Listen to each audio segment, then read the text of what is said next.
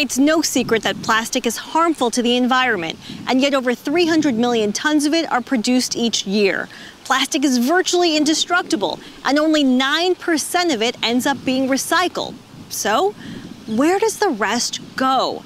I'm Michelle Steele, and in partnership with Hilton, I'm speaking with individuals and organizations around the globe working to build a more sustainable future. This is Extending Our Stay.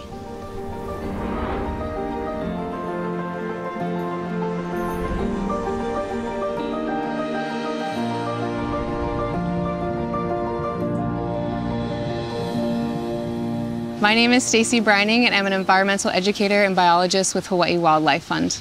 Along with their colleagues and volunteers, Stacy and the Hawaii Wildlife Fund have removed 34,000 pounds of marine debris from the Big Island since 2003. That's a huge number, but just a fraction of the 8 million tons of plastic that end up in the oceans worldwide every year, the equivalent of a garbage truck's worth every single minute.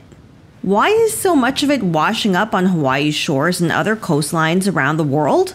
It's called the Great Pacific Garbage Patch. It is an area in the ocean, and actually in every ocean basin, where things that are floating, like marine debris or plastics, are accumulating. If you could imagine like a circular small pool or something, and when you were a little kid, did you ever run around in a circle as fast as you can to just get the water spinning and spinning? Oh, yeah. And then if there was any dirt or anything in the water, it would all just kind of go to the center and sort of float in the middle. So essentially that's what's happening in the oceans, but on a much larger scale. So if you're out on a boat, you wouldn't necessarily be driving through a thick area of plastic because the oceans are so vast.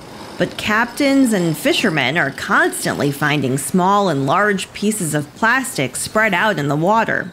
This is Doug, owner of Hawaii Nautical, Hilton Waikoloa Village's boat trip partner. Doug has been a sailor his whole life and has grown up with a deep connection to the ocean.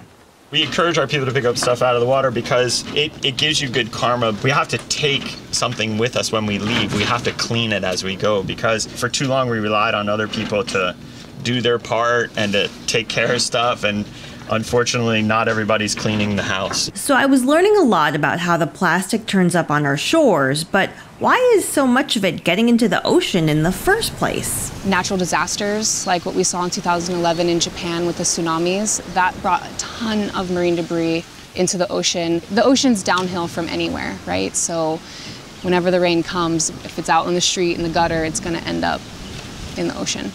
What does it mean globally to have these marine debris hotspots, and more generally, just all of this debris in the ocean?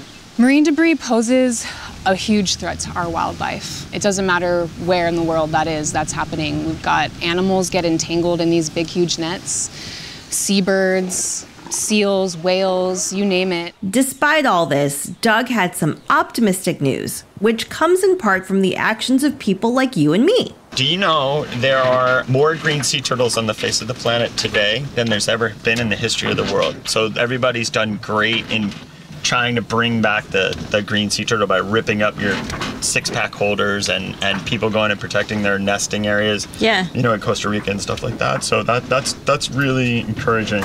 Another common item we can cut down on? Plastic straws.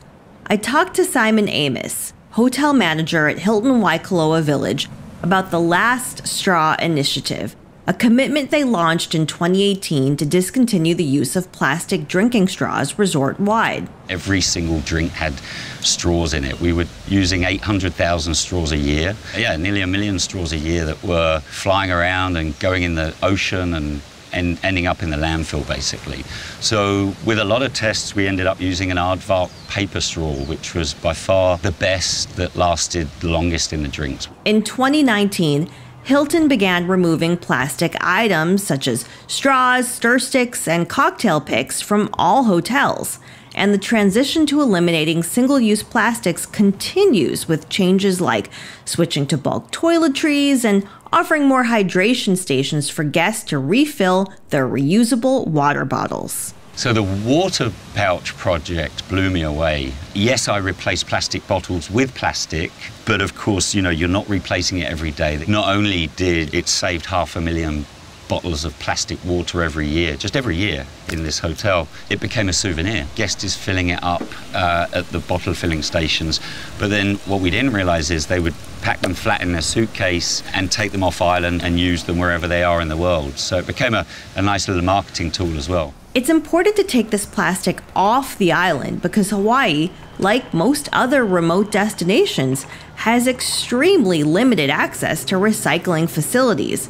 In fact, worldwide, only 9% of all plastic waste ever produced has been recycled, which is shocking when you consider recycling is the only way discarded plastics can live on without impacting our ecosystems. Unfortunately, plastic does not biodegrade, meaning that it is not able to be broken down by living things. And when plastic is made, it's made with chemicals and high heat. So when you have something that's made with really high heat in nature, there's nothing in nature that makes that much heat that could break it down. We don't like to say that plastic breaks down, we say that plastic breaks up into millions of tiny little pieces. So this little small plastic bottle will potentially be millions of tiny pieces of microplastics at one point.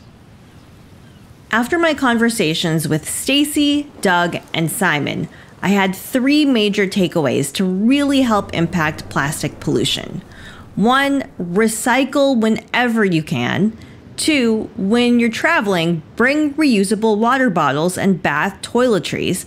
And 3, don't just leave somewhere the way you found it, leave it better than the way you found it. My ideal vision for the future, to be able to sail in a sea without massive amounts of plastic islands floating around because everybody just sort of bought the cardboard box as opposed to the plastic milk jug. They said, hey man, we went on vacation, we hiked around Moab at the Grand National Arches and we picked up trash on our way.